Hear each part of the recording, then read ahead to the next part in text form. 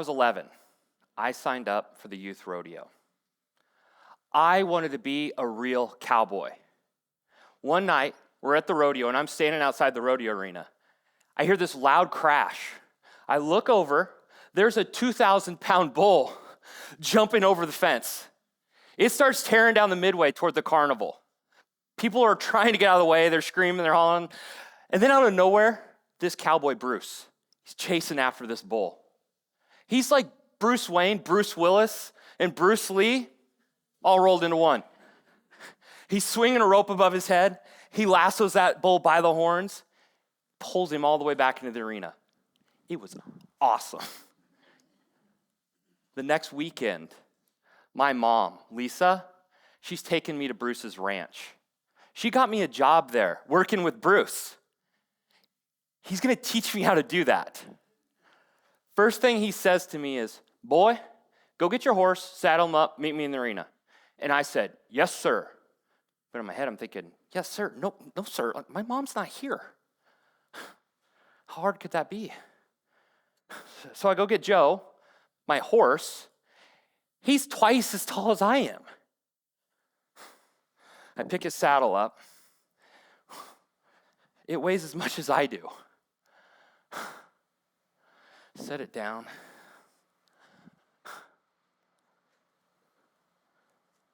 There's a feed bucket under the trailer. I pick it up, I flip it upside down, make a stool out of it. I pick the saddle back up. I step up on the bucket. Oh no, I can do this. You can do this. I take a couple steps back.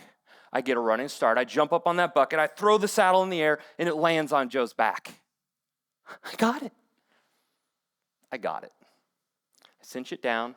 I put my foot in the stirrup, throw the other one around, and I ride into the arena. But something's different. I'm different. I'm riding taller in the saddle. I'm finally feeling like a real cowboy.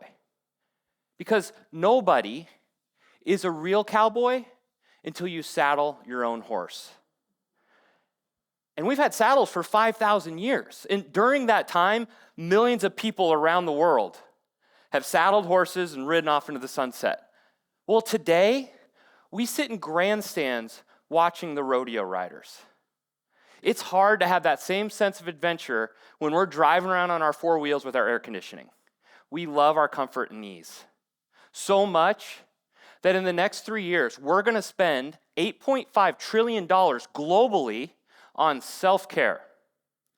And even after spending all of that money, still, 8 out of 10 of us are going to say we feel burnout at work. But what if we're not burnout? What if we're bored? Adam Grant says psychology has a term for this. It's called bore out. We're not burnout, we're bored out.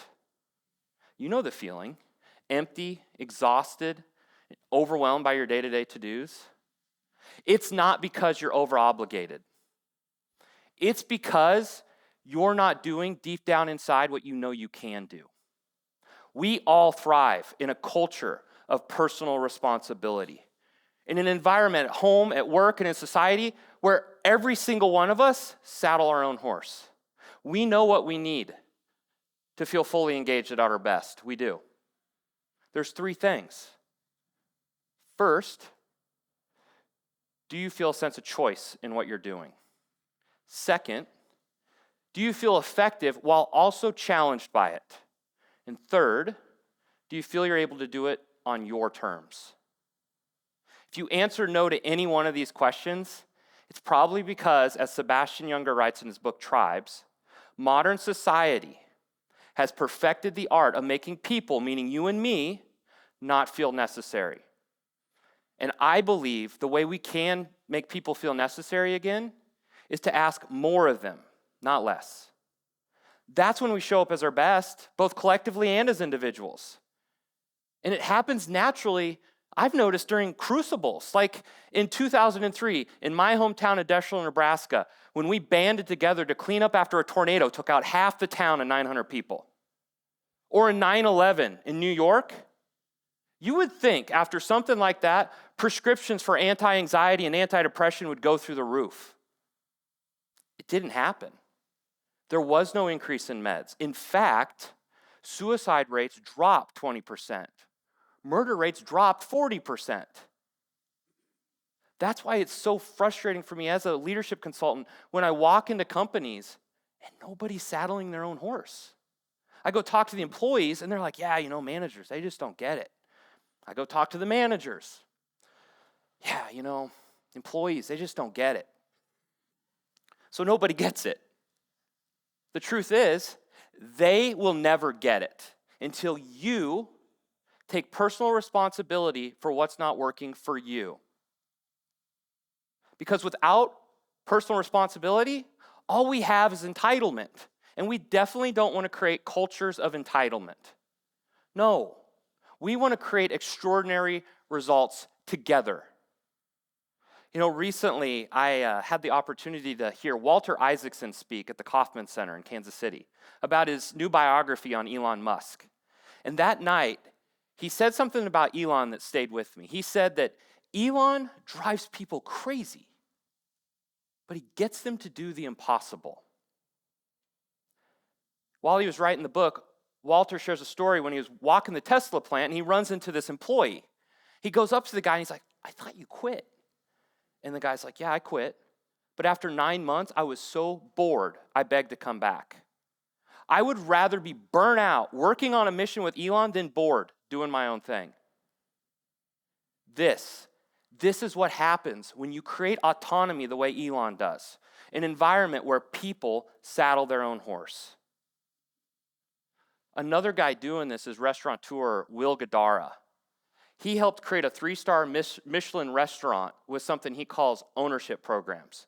Will says the time to give people ownership is before they're ready. So what does he do?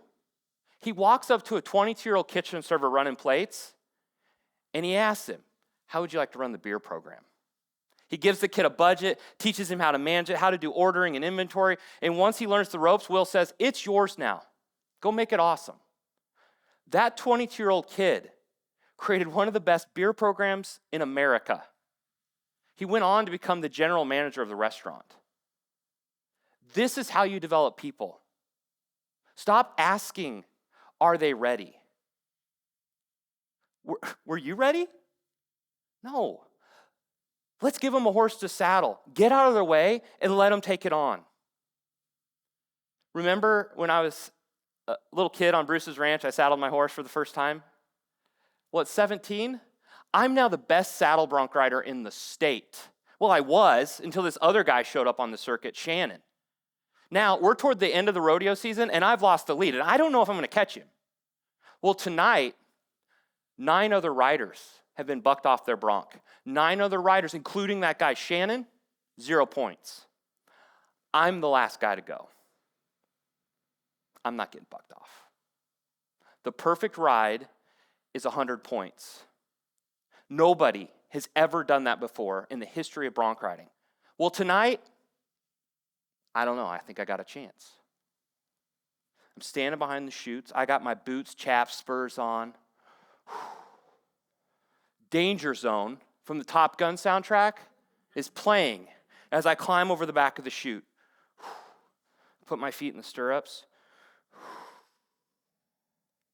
I lean back, nod my head. That gate flies open.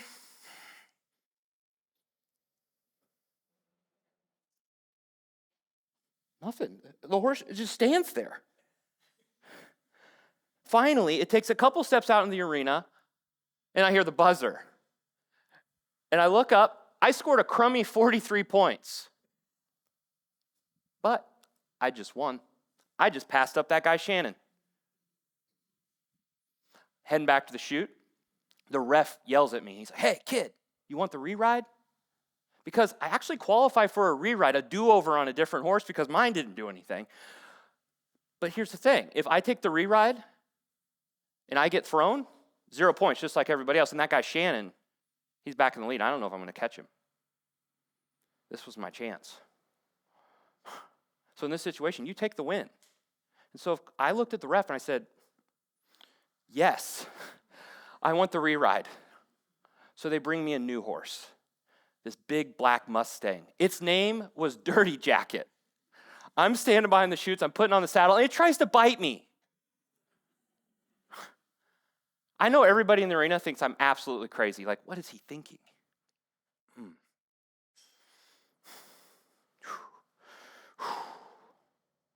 Danger Zone was playing on the last one. This time, Thunderstruck by AC/DC is playing.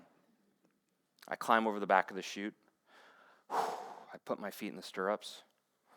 I nod my head. That gate flies open. Dirty Jacket bails out of the chute.